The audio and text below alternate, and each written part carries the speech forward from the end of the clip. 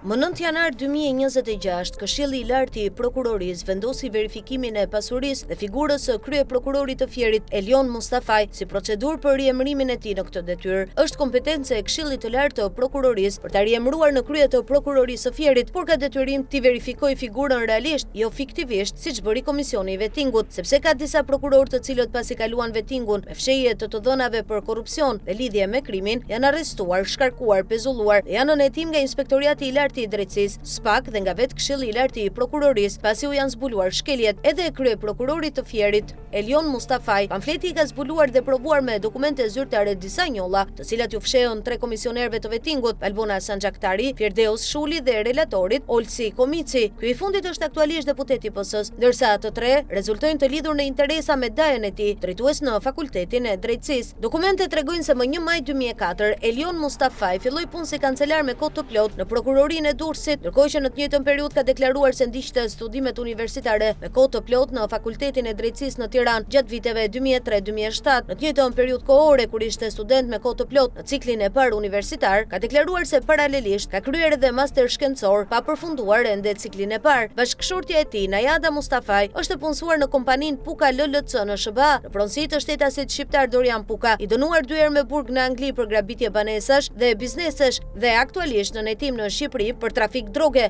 gjovënie dhe pastrim parash. Najada Mustafaj jeton prej 13 vitesh në SBA, por përfiton paga mujore fiktive nga 2 kompani në Shqipëri, Alba Konstruksion dhe Klodioda SHPK, pjesë e grupit AFL SHPK, me ortak me cilët Elion Mustafaj ka patur lidhje hetimore. Për Elion Mustafajn ka 7 kallëzime penale dhe mbi 60 denoncime për abuzime me dosjet penale gjatë kohës kur ka qenë prokuror në Vlorë, Korçë dhe Lushnjë, si dhe pas vetingut si kryeprokuror në Fier, ku synon të riemërohet. Ai ka hequr nga dosja Bankers bashkëshorten dhe vajzën e prurit të tij, Luana Bazi, sekretar dhe drejtor ekonomik në prokurorinë e përgjithshme, të cilat dyshohet se kanë falsifikuar bilancet e kompanisë Bankers. Burimet besueshme kanë deklaruar për pamfleti se Elion Mustafaj ndodhet në listën e zezë të Departamentit Amerikan të Shtetit me dyshime për korrupsion, ndërhyrje në hetime dhe lidhje me persona të sanksionuar. Prokurori Elion Mustafaj nuk ka deklaruar aktivitetin e tij në Shqipëri dhe SBA gjatë periudhës 1 maj 2020-30 prill 2021, kohë gjatë së cilës Këshilli I Lartë I Prokurorisë I dha leje pa të drejtë page me vendim numër 97 datë 15 prill 2020 dhe më pas e riktheu në prokurorinë e Vlorës. KLP duhet verifikojë nëse Elion Mustafaj pas rikthimit nga leja ka firmosur akte hetimore në prokurorinë e Vlorës që I përkasin periudhës 1 maj 2020-30 prill 2021, kohë kur nuk kishte në detyrë. Këto janë fakte që pasi u publikuan nga pamfleti, drejtuesja e KLP Mirela Bogdani, në vend që t'i verifikonte, mori në mbrojtje prokurorin Elion Mustafaj dhe tentoi të intimidojë median duke I kërkuar të hesht. Relator për verifikimin e figurës, integritetit dhe pasurisë së kryeprokurorit të Fierit Elion Mustafaj është caktuar antari I KLP-s Mojsi Duda. Nuk besohet se zoti Duda do t'i shpërfillë provat, pavarësisht faktit se të dy njihen prej vitesh që nga periudha 2004-2007 në Durrës, kur Elion Mustafaj ishte kancelar në prokurorinë e shkallës së parë, ndërsa Mojsi Duda, prokuror në apel, periudhë gjatë së cilës dyshohet se kanë krijuar marrëdhënie të afërta profesionale.